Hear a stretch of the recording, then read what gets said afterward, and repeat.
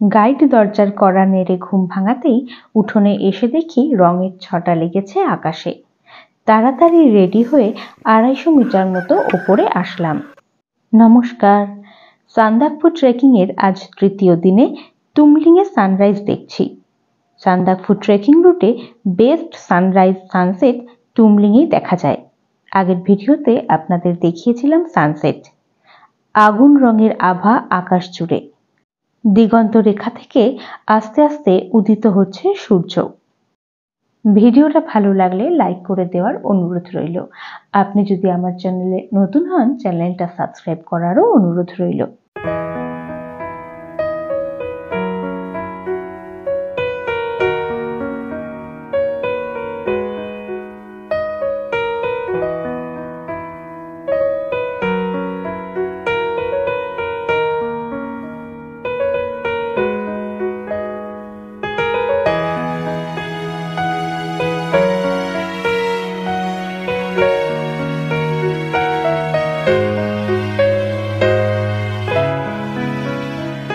Sunrise দেখে হোমস্টেতে ফিরে আসলাম।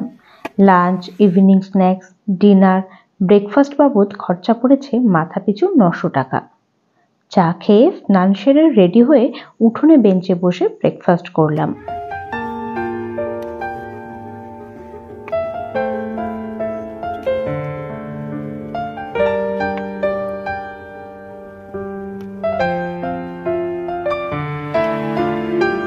তুমলিংকে টাটা বলে হাঁটা শুরু করলাম। প্রথম 1 কিলোমিটার মতো রাস্তা গাড়ির রাস্তা ধরেই হাঁটতে হবে, সিঙ্গলীলা ন্যাশনাল পার্কের গেট পর্যন্ত।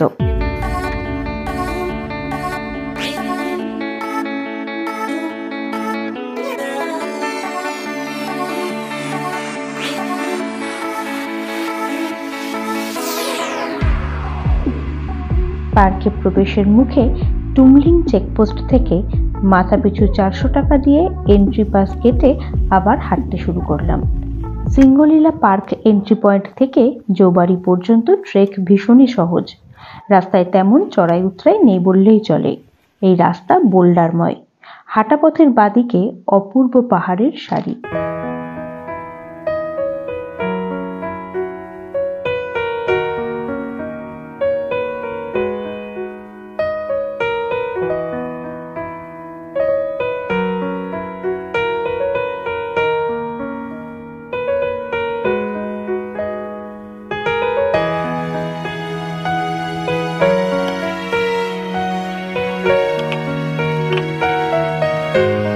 দূরের ওই বসতি হলো জৌবাড়ি।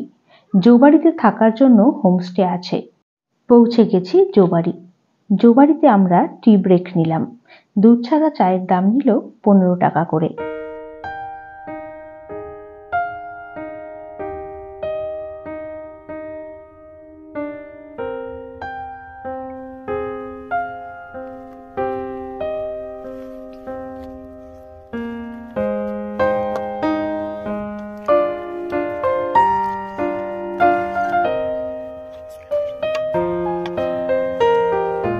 জৌবাড়িকে বিদায় জানিয়ে গৈরিবাসের পথে পা বাড়ালাম। তুমলিং থেকে গৈরিবাসের দূরত্ব 8 কিলোমিটার। জৌবাড়ির পর থেকে রাস্তা দারুণ সুন্দর, প্রচুর গাছপালা, সবুজ সতেজ পাহাড় আর হঠাৎ হঠাৎ করে মেঘেদের আনাগোনা। আমাদের গাইড কিন্তু ভীষণ রেসপন্সিবল। 1 মিনিটের জন্য আমাদের সঙ্গ ছাড়েননি। জৌবাড়ি থেকে গৈরিবাস পর্যন্ত বেশিরভাগ রাস্তাই হয় সমতল অথবা উতরাই, তাই খুব সহজ ট্রেক। প্রয়োজন মতো মাঝখানে 5 মিনিট 10 মিনিট করে রেস্টও নিলাম।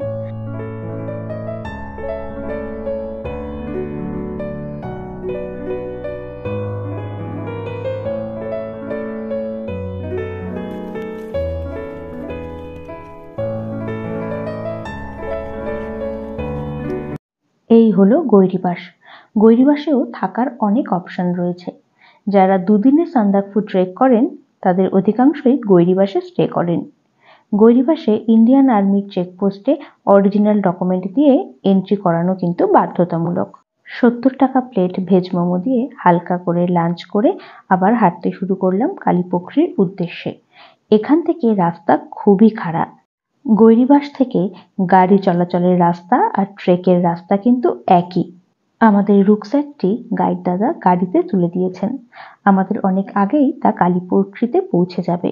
গাড়ি চলাচলের রাস্তা দিয়ে হাঁটলেও মাঝে মধ্যেই শর্টকাট নিচ্ছি। শর্টকাট রাস্তাগুলোতে অনেক জায়গায় এই রকম সিঁড়ি করা রয়েছে। গৈরিবাস থেকে কালীপক্ষীর দূরত্ব 6 কিলোমিটার। গাড়ি করেও কিন্তু সান্দাকফু পৌঁছানো যায়। রাস্তার কাজ হচ্ছে অনেক জায়গাতেই।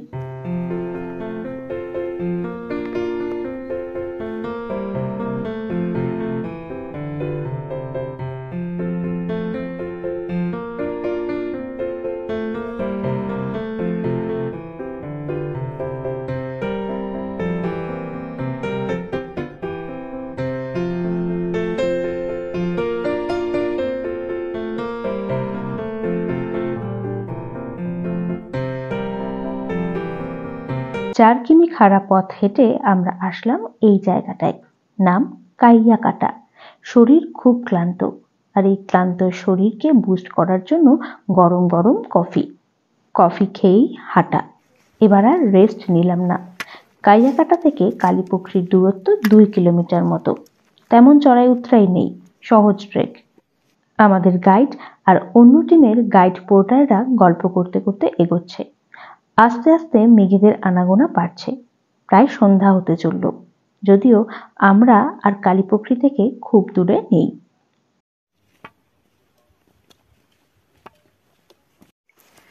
কালীপক্ষী থেকে এখন আর 500 মিটার মতো দূরে। 4:30 বাজে।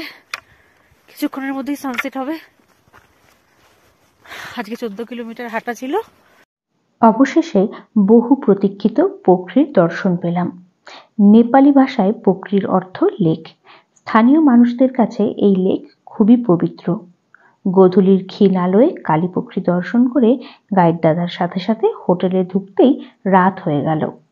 অবসন্ন শরীর আর পুলকিত মন নিয়ে চা, পপকর্ন আর বিস্কুট খেয়ে ফ্রেশ হয়েই ডিনার করে নিলাম। ব্লাঞ্চ করা রাই শাক, আলু ভাজা, ডাল, চিকেন, পাঁপড়, স্যালাড আর আচার।